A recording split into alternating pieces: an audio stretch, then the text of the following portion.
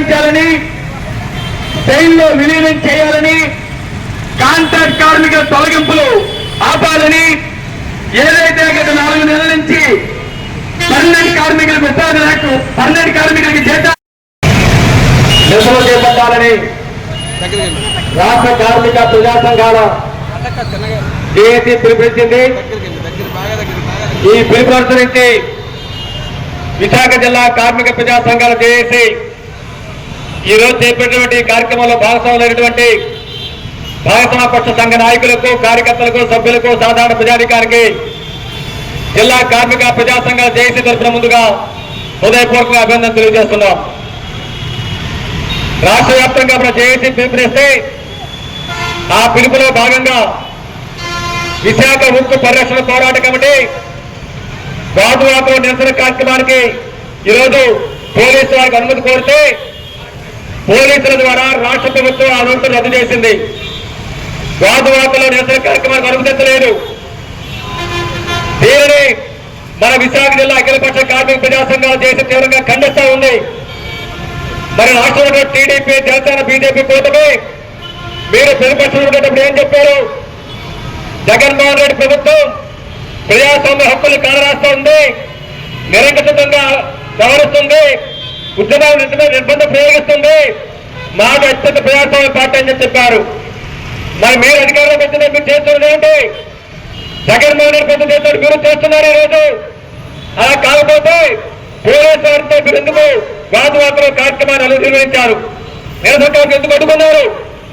Steel plant నాయకుల్ని నిన్న రాత్రి స్టీల్ ప్లాంట్ పోలీస్ స్టేషన్ నిర్బంధించారు.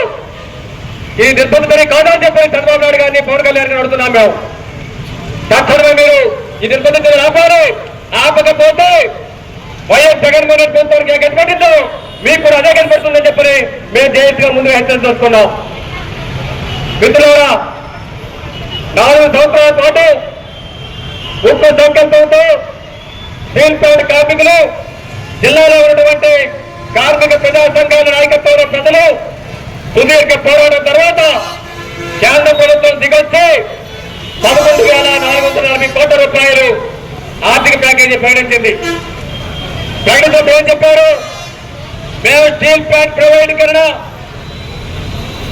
ఆగుతుంది, స్టీల్ ప్లాంట్ లాభాల బాటు పట్టేస్తాం, ప్రపంచంలోనే స్టీల్ రంగంలో అగ్రగానే నిలుస్తామని చెప్పని మోదీ గారు గర్వంగా చెప్పారు. ఒక అడుగు ముందుకేసి ఈ రాష్ట్రం ముఖ్యమంత్రి చంద్రబాబు గారు, పవన్ కళ్యాణ్ గారు, మన విశాఖపట్నం ఎంపీ గారు, గాజువాక ఎమ్మెల్యే పల్లా శ్రీనివాసరావు గారు ఇది ఎట్టి పరిస్థితుల్లో కూడా స్టీల్ ప్లాంట్ ప్రైవేటీకరణ జరగదు, లాభాలు పెట్టేస్తాం, అందుకోసం ఈ ప్యాకేజ్ అని చెప్పని ప్రకటిస్తాం, ప్యాకేజీ సాధించామని చెప్పని వాళ్ళు గర్వంగా ప్రకటించారు.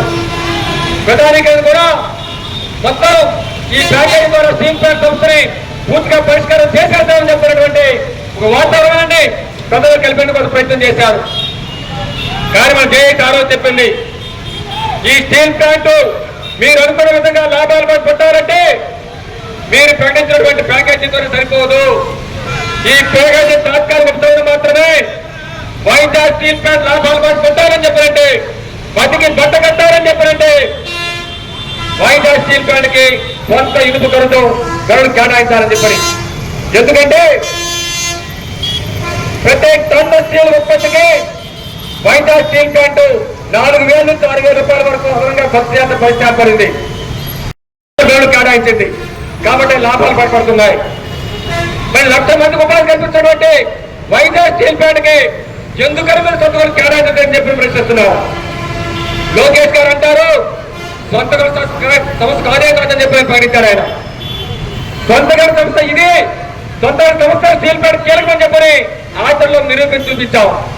కాబట్టి చంద్రబాబు గారికి, పవన్ కళ్యాణ్ గారికి, లోకేష్ గారికి, కూటమి ప్రభుత్వానికి వైజాగ్ స్టీల్ ప్లాంట్ ఏమాత్రం మీరు చిత్తశుద్ధితో స్టీల్ ప్లాంట్ లాభాలు పాటు పట్టించాలని చెప్పినట్టే మీరు కేంద్రంతో మెల్ల ఉంచుతారు, మీరు బతిమాలుతారో, చర్చ జరుపుతారో, ఒప్పిస్తారో వైజాగ్ స్టీల్ ప్లాంట్ సొంతగా సాధించాలని చెప్పి మనం జేఏసీగా డిమాండ్ చేస్తున్నాం.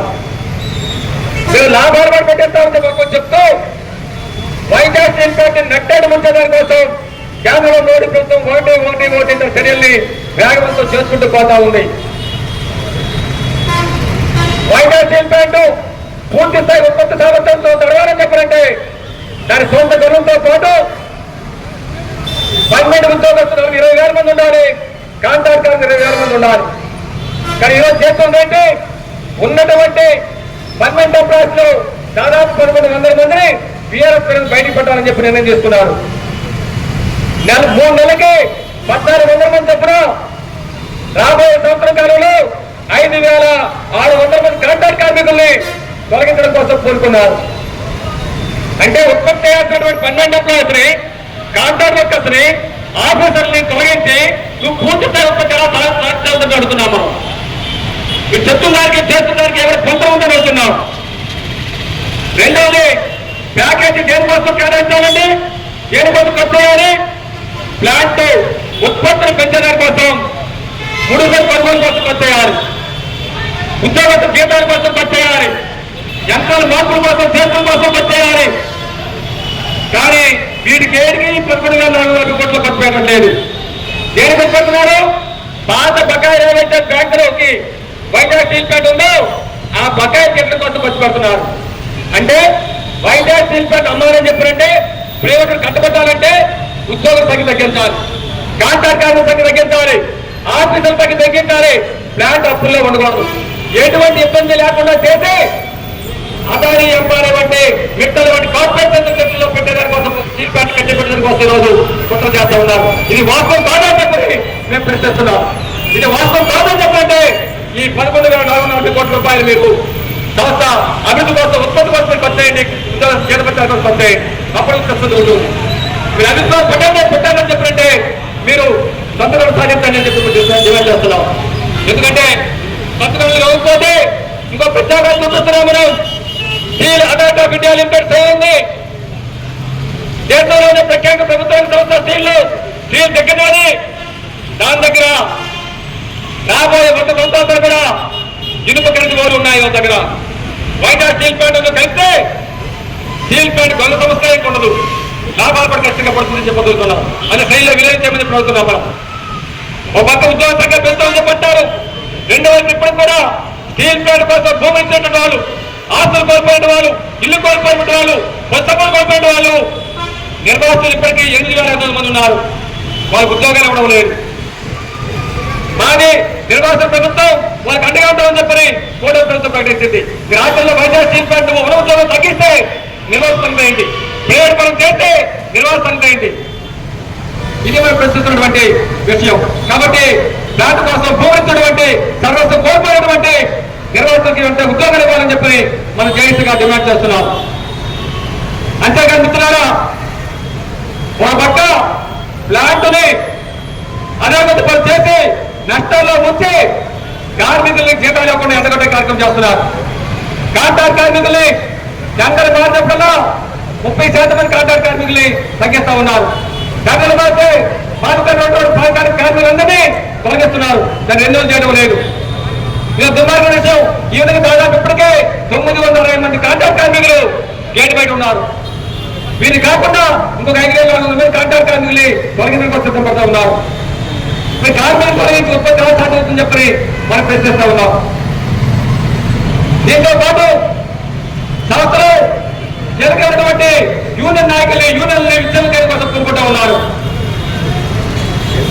సిఐటియు నాయకులు అయోధ్యరావు గారి మీద సోదాన్ని దానం చేశారు. ఏముంది అందులో? ఆయన ప్రభుత్వం జాగ్రత్త చెప్తుంది ఏంటంటే నువ్వు కాంట్రాక్ట్ కార్మికుల కోసం మాట్లాడావు, నువ్వు వీఆర్ఎస్ కోసం మాట్లాడావు, ఉద్యోగస్తుల కర్ణములు పెంచి దానికోసం మాట్లాడావు. ఇది చట్టవిరుద్ధం, యాజమాన్య వ్యతిరేక చర్య, ప్రభుత్వ వ్యతిరేక చర్య అని చెప్పని ఆయనకు సోదరులు నడిచారు. Welcome to our YouTube channel. Don't forget to like, subscribe and share the videos.